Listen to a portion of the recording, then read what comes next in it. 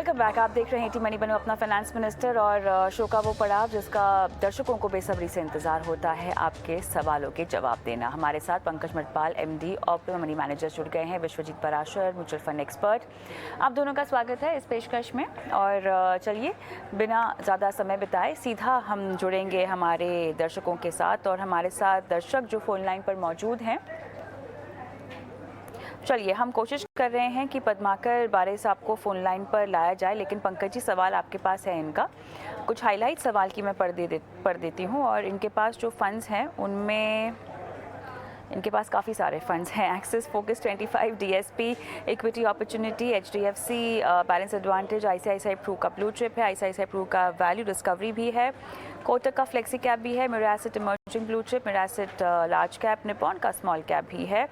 एक मुश्त पोर्टफोलियो अलग से बना रखा है जहां पर मिरा एसेट का large cap, SBI equity hybrid, Sundaram large and mid cap, axis blue chip इन्होंने 1-1 लाख रुपए निवेश किए हुए हैं। मौजूदा वैल्यू कह रहे हैं 21 लाख है पोर्टफोलियो की। और 9 फंड्स जो बताएं मैंने शुरुआत में 34,500 रुपये उसमें डाल रहे हैं। 6 साल के बाद 50 लाख और फिर 10 साल के बाद 50 लाख चाहिए। 10 साल में इनको 1 करोड़ का लक्ष्य भी है। तो चलिए, बहुत सारे फंड्स बटोर रखे हैं इन्होंने। लेकिन अब बताएं, इनको अगर छांटना चाहें तो कहाँ और कैसे छांट पाएंगे पंकज जी? कविता जी नमस्कार। देखिए, फंड्स अच्छे हैं, लेकिन जैसा अभी आपने कहा कि फंड्स बहुत ज्यादा हैं। और अगर आप देखेंगे तो यहाँ पर लार्ज कैप में एक्सपोजर बहुत ज्यादा है। एक तो डायरेक्टली लार्ज कैप फंड्स हैं और दूसरे जो large and mid cap fund या फ्लेक्सी कैप फंड, उनके थ्रू भी मेजर एक्सपोजर लार्ज कैप में है। तो यदि फंड्स कम करने हैं तो कुछ फंड्स के मैं सलाह दूंगा कि उनसे एग्जिट कर जाएं, जैसे कि Mirae asset large cap fund, ICICI Prudential blue chip fund, Axis blue chip fund और साथ ही Sundaram large and mid cap fund. इन फंड से ये एग्जिट कर सकते हैं। ऐसा नहीं है कि फंड खराब है, लेकिन क्योंकि एक्सपोजर बहुत ज्यादा हो रहा है और फंड बहुत ज्यादा है, लार्ज कैप एक्सपोजर ज्यादा है, इसलिए मैंने सलाह दी है कि इन फंड से एग्जिट करके और जो पैसा है उसे, जैसे कि ICICI prudential value discovery fund है, मेरे asset emerging blue chip fund और कोटक फ्लेक्सी कैप फंड, इन फंड में पैसों को बढ़ा दें। इनमें जो इन्वेस्टमेंट उसे बढ़ा दें तो थोड़े फंड्स कम हो जाएंगे और कंसोलिडेशन होगा पोर्टफोलियो का, ये बेहतर रहेगा। साथ ही दूसरा जो सवाल है कि 5 लाख रुपए लमसम में इन्वेस्ट करने हैं, और क्योंकि इनका जो गोल है वो ऐसे है कि 6 साल के बाद 50 लाख और 10 साल के बाद फिर 50 लाख, तो जो लमसम 5 लाख इन्वेस्ट कर रहे हैं वो अगर अभी 6 साल के बाद पैसों की जरूरत पड़ने वाली है वहां काम आ जाएंगे, तो मेरी सलाह होगी कि मल्टी एसेट एलोकेशन फंड में ये इन्वेस्ट करें, वो बेहतर होगा। और थोड़ा सा 5 लाख है तो एसटीपी के जरिए कर लें, अगले 5-6 महीने की भी एसटीपी करें तो अच्छा रहेगा, क्योंकि मार्केट वोलेटाइल है ऐसे में। और स्कीम का जहां सवाल है, ICICI Prudential multi asset fund और Aditya Birla Sun Life multi asset allocation fund, इन फंड्स को चुन सकते हैं। और जो टारगेट है इन्होंने पूछा है, क्योंकि 21 लाख इनके पास लमसम अवेलेबल है, ऑलरेडी जो इन्वेस्टमेंट किया है वो बढ़कर अभी 21 लाख हो गया है, और साथ ही 34,500 रुपीज पर मंथ की एसआईपी भी कर रहे हैं। और साथ में ये भी कहा है कि 10% से हर साल एसआईपी को बढ़ाएंगे, तो ये अपने गोल्स को आसानी से अचीव कर सकते हैं मेरे हिसाब से। क्योंकि अगर हम 12% का सीएजीआर लेके चलें तो इनके पास जितनी जरूरत है उससे ज्यादा ही पैसे इकट्ठे हो सकते हैं। तो मेरे हिसाब से सब कुछ ठीक है, बस जिन फंड्स में मैंने बदलाव की सलाह दी है उसको फॉलो कर लें। चलिए, फोन लाइन पर मेरे साथ है नहीं तो मैं ज़्यादा क्रॉस क्वेश्चन इनके बिहाफ में कर नहीं पा रही। और बाकी आपने पूरी तरह से इनको सलाह तो दे दी है। अगर इनको और कोई सवाल होगा तो वापस पद्माकर जी आप भेजिएगा। फिलहाल हमारे साथ प्रदीप कुमार जी क्या फ़ोन लाइन पर हैं? जी हाँ मैम। जी कविता मैम, नमस्ते मैम। नमस्कार सर, कैसे हैं सर? कहाँ से बोल रहे हैं? मैम मैं श्रीनगर से बात कर रहा हूँ और पंकज जी हमारे फ्रेंड हैं और अच्छी बात है आज वो आपके शो में आए हैं। अरे आपके दोस्त हैं तो फिर आपने शो पर सवाल क्यों भेजा? अब मैम वैसा है। और देखिए, और आपके साथ शो पर आपके दोस्त हैं तो, लेकिन आपका सवाल जो है वो हमारे दूसरे एक्सपर्ट जवाब देंगे, विश्वजीत जी जवाब देंगे, है ना?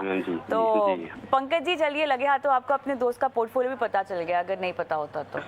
चलिए, तो विश्वजीत जी के पास आपका सवाल है। बहरहाल आप बताइए। 2 करोड़ का टारगेट है सर आपका 2029 तक, है ना?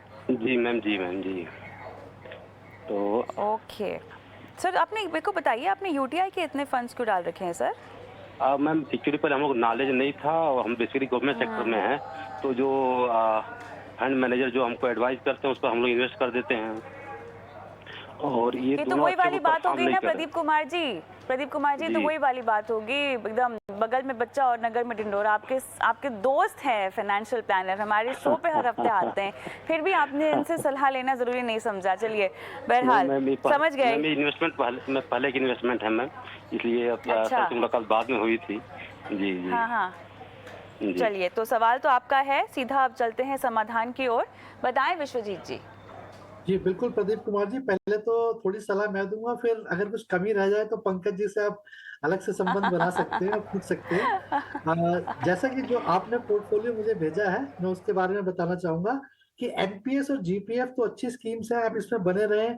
क्योंकि एनपीएस जब आप रिटायर होंगे, क्योंकि आपने बताया कि आप 2029 में रिटायर होने वाले हैं, तो आपको करीब 60% आपको टैक्स फ्री इनकम मिलेगी उसमें एनपीएस में, और बाकी का 40% भी आप किसी भी पेंशन प्लान में निवेश कर सकते हैं, और इसके साथ साथ आपको टैक्स सेविंग भी मिलेगा। जहां तक कि आपका म्यूचुअल फंड पोर्टफोलियो का सवाल है, आपने यूटीआई फ्लेक्सी कैप और एक IDFC flexi cap, 2 flexi cap fund ले रखे हैं। और जैसा कविता जी ने बताया भी कि आपने 2 यूटीआई फंड ले रखे हैं, 3 स्कीमों के, 3 स्कीम है और उसमें भी 2 यूटीआई की हैं। तो कोई खराबी नहीं है, यूटीआई स्कीम्स भी बहुत अच्छी हैं, बट आप उसमें से एक फंड में आप स्विच कर सकते हैं। तो मैं ये कहूंगा कि आप यूटीआई फ्लेक्सी कैप से स्विच होकर आप Nippon India multi cap fund में निवेश कर लें, तो आपका डाइवर्सिफिकेशन भी हो जाएगा और एक एएमसी का जो कॉन्सेंट्रेशन है वो भी कम हो जाएगा। इसके अलावा आईडीएफसी फ्लेक्सी कैप फंड भी आप शिफ्ट कर सकते हैं, क्योंकि काफी अच्छी परफॉर्मेंस नहीं देखी है अभी नियर फ्यूचर में, तो उसको आप एचडीएफसी फोकस 30 फंड में निवेश कर सकते हैं। तो ये 2 फंड आप उसमें और ऐड कर लें, और ये 2 स्कीमों को आप रिडीम कर सकते हैं। इसके अलावा मैं ये कहूंगा कि आपने जो एसबीआई कंजम्पशन अपॉर्चुनिटी फंड ले रखा है, ये प्रदीप कुमार जी एक थीमेटिक फंड है, जो कि एक हाई रिस्क फंड होता है।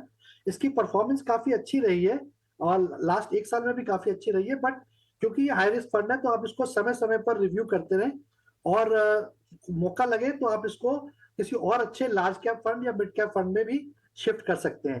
तो मेरी ये सलाह रहेगी कि आप जो भी आपका जो गोल है, जो आपने 2 करोड़ रखा है, वो भी 6-7 साल में थोड़ा सा एम्बिशियस है प्रदीप कुमार जी, क्योंकि आपने अभी बहुत थोड़ा सा ही निवेश किया हुआ है, या जो भी आपने पोर्टफोलियो में हमारे साथ शेयर किया है। तो करीब 1.25 लाख की एसआईपी आपको करनी पड़ेगी अगर आपको 2 करोड़ का गोल अचीव करना है केवल 6-7 साल में। तो मैं यही कहूंगा कि आप धीरे धीरे अपनी निवेश को जितना बढ़ा सकते हैं उतना बढ़ाएं, और उम्मीद करता हूं कि जैसे जैसे आप बढ़ाएंगे तो आपका गोल भी उतना ही करीब आएगा। चलिए, एक टेक पंकज जी का भी लेना बनता है। पंकज जी बताइए।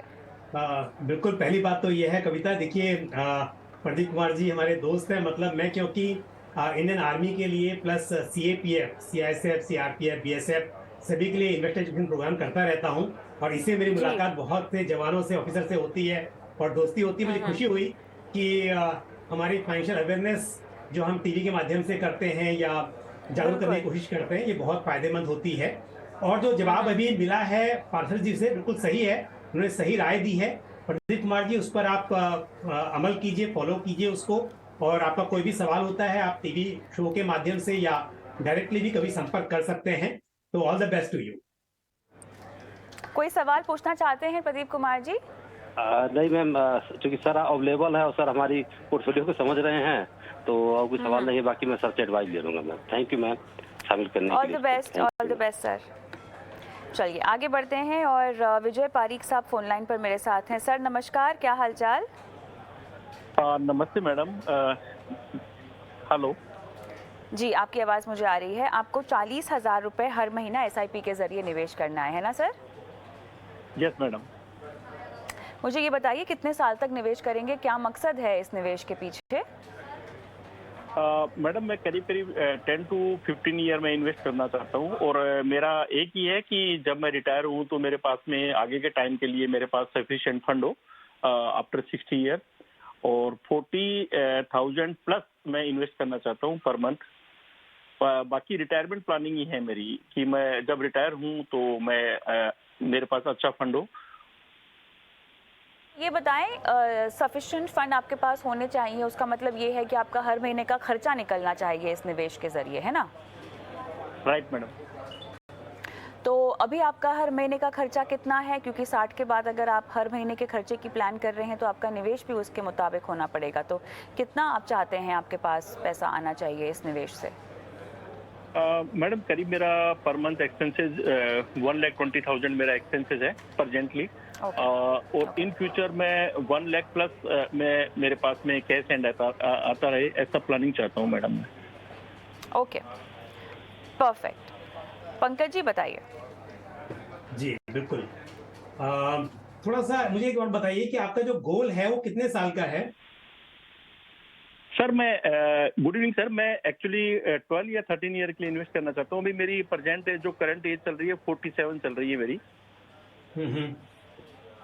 और तो अभी आप 13 साल तक पकड़ सकते हैं पंकज जी, क्योंकि 60 के बाद की रिक्वायरमेंट है 1 लाख प्लस मंथली इनकम इनको जो चाहिए अपने निवेश के जरिए। फिलहाल बोल रहे हैं 40,000 या उससे ज़्यादा भी अगर रिक्वायरमेंट होगी तो वो शायद अपने आप को स्ट्रेच करने के लिए तैयार है in terms of SIP amount. बिल्कुल।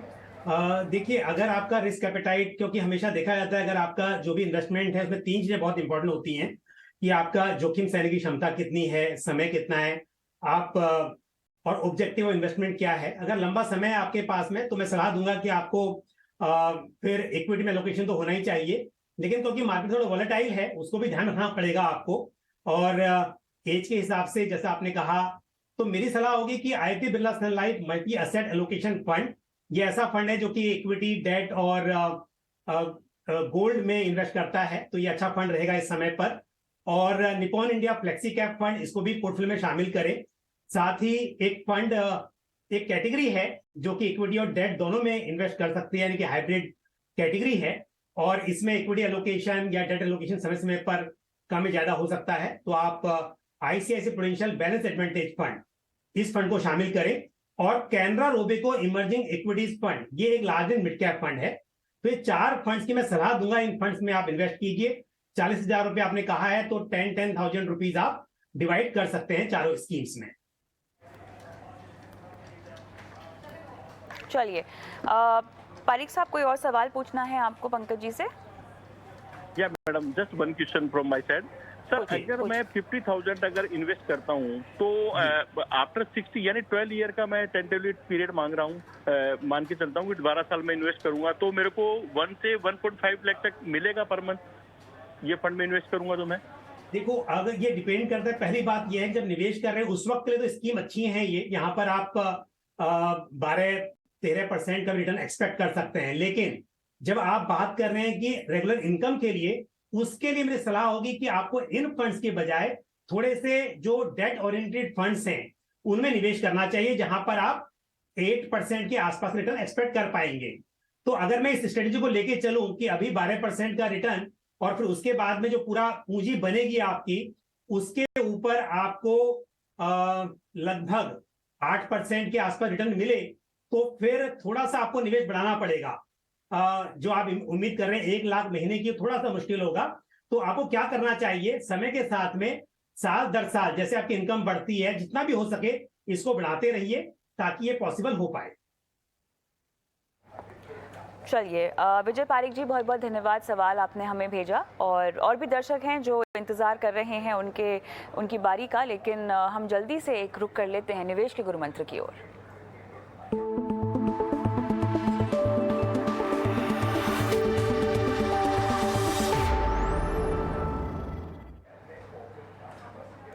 विश्वजीत जी बताइए, आपका गुरु मंत्र क्या है निवेश का आज?